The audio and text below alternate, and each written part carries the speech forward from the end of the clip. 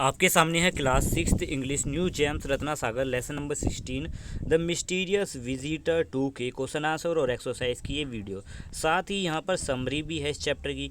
अगर चैप्टर का एक्सप्लेनेशन नहीं देखा है तो आप चैनल की प्लेलिस्ट में जाइए, वहाँ पर आपको class 6th English new James की प्लेलिस्ट मिलेगी और वहाँ से आप सभी चैप्टर्स के एक्सप्लेनेशन देख सकते हैं।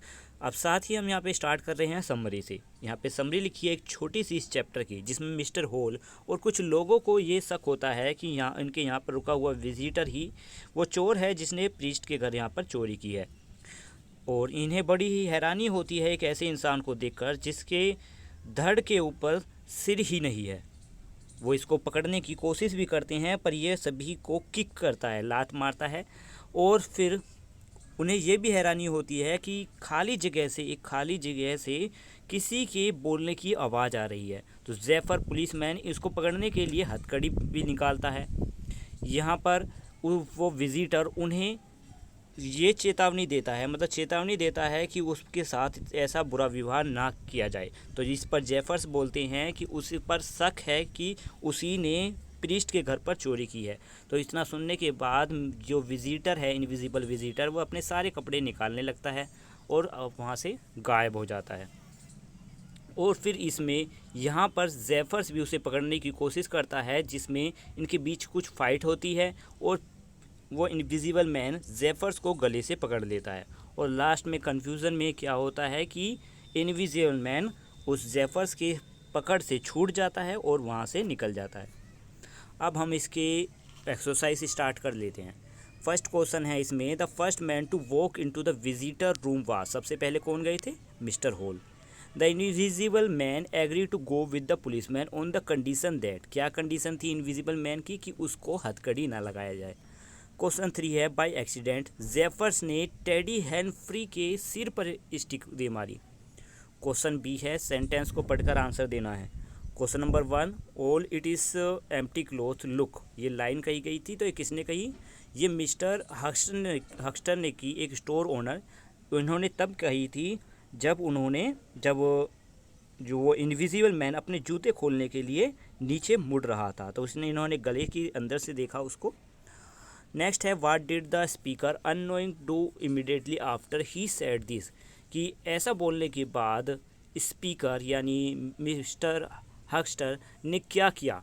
ये ऐसा बोलने के बाद हक्स्टर ने तुरंत उसके अंदर अपनी उंगली, अपने हाथ को डालने की कोशिश की, पर किसी चीज़ ने हवा में ही उसको रोक दिया।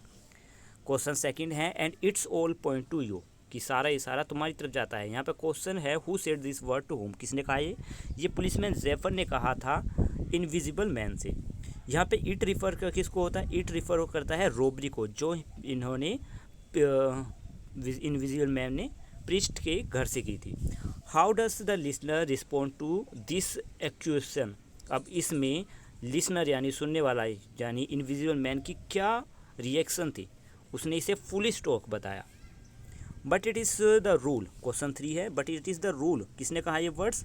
ये वर्ड्स कहे गए थे जेफर्स के द्वारा।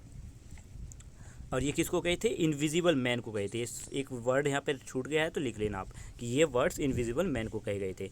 What rule is being refers to here, किसको क्या रूल था यहाँ पे? कि जो भी सस्पेक्ट है उसको हथकड़ी लगाई जाएगी, हथकड़ी लगाकर ही उसे जेल ले जाया जाता है। Question C, what practical problem did the speaker face regarding the rule? The problem was that the man was invisible and the policeman can not see his hand. समझ सके आप कि उस इनविजिबल मैन के हाथ नहीं थे और पुलिस भी ऐसे में उसको हथकड़ी लगाने में उसके लिए बड़ा ही मुश्किल था। आंसर दिस क्वेश्चन में हम फर्स्ट क्वेश्चन पे आ जाते हैं। लिखा हुआ है, who were the 3 man who came into the visitor room. तो यहाँ पर कौन कौन आए थे? मिस्टर होल, जेफर्स पुलिसमैन और वोजर, ये 3 मैन थे जो विजिटर के रूम में आए थे और ये विजिटर को पकड़ने के लिए आए थे। यहाँ पे एक लाइन और मिस है, ये लिख लेना कि ये पकड़ने के लिए आए थे, to catch the visitor.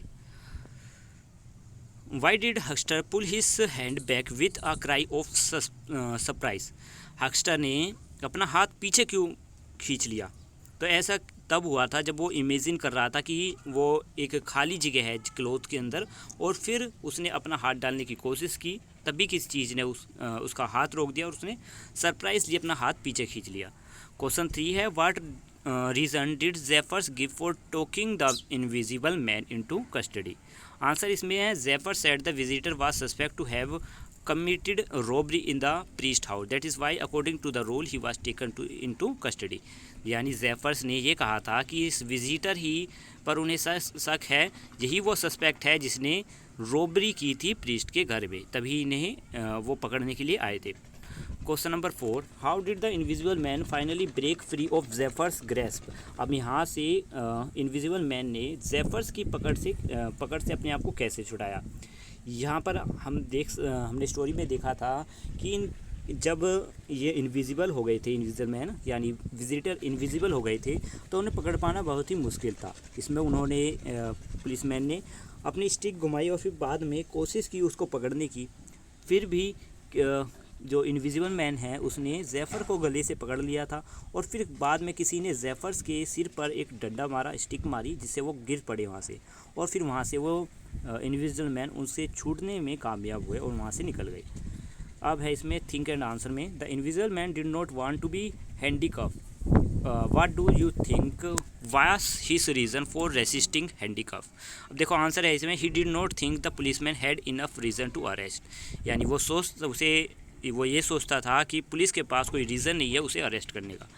Here stop that shouted Jaffer, understanding now what was happening. ठीक है, पूरा लाइन आप पढ़ लेना। लिखा हुआ है, hold him if he gets its cloth off the will become totally invisible and it will be difficult to catch him. यानी उसने कहा था कि इन्हें पकड़ लीजिए, अगर इसने कपड़े निकाल दिए तो इसको पकड़, ये अदृश्य हो जाएगा, इसको पकड़ पाना बहुत ज़्यादा मुश्किल हो जाएगा। नेक्स्ट है वर्ड स्टडी में, टिक द करेक्ट ऑप्शन में। इसमें यहाँ पर मतलब बताना है हमें लाइनों का। गेट हिज फीट, इसका मतलब है hold his feet so that he can not escape. Question second है, दैट इज़ द मैन, इसका मीनिंग है he is the man you are looking for. Third में, do what you must do, you must do what you want. Question 4, it is all points to you, answer है इसमें all the clues point to you as being guilty. I must take you in, I must arrest you. फिर next है इसमें match the following, यहाँ पे हमें matching करनी थी जिसके आंसर हमने सामने लिखे हुए हैं। अब इसके बाद आ जाते हैं हम फिल इन द ब्लैंक्स पर।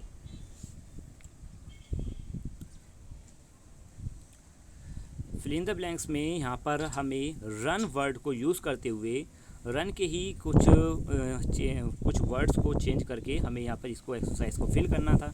तो यहाँ पर मैंने अंडरलाइन भी की हुई है जो हमने यहाँ पर फिल किया है, रन, रेन, रनिंग, इस तरीके से।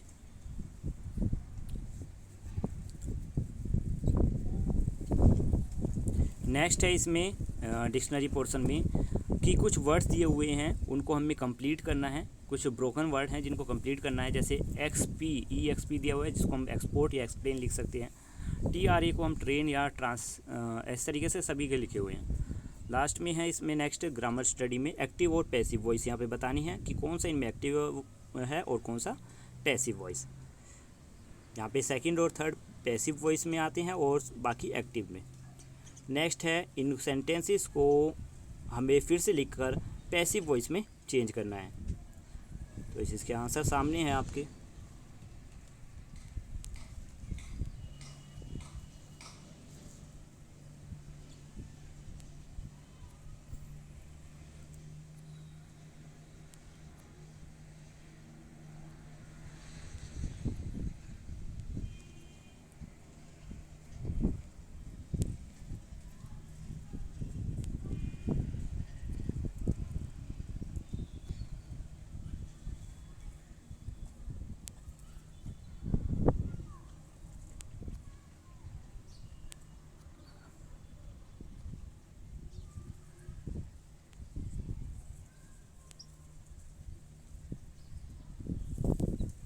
नेक्स्ट इसमें स्पीकिंग पोर्शन आता है जिसमें एक बातचीत हो रही है।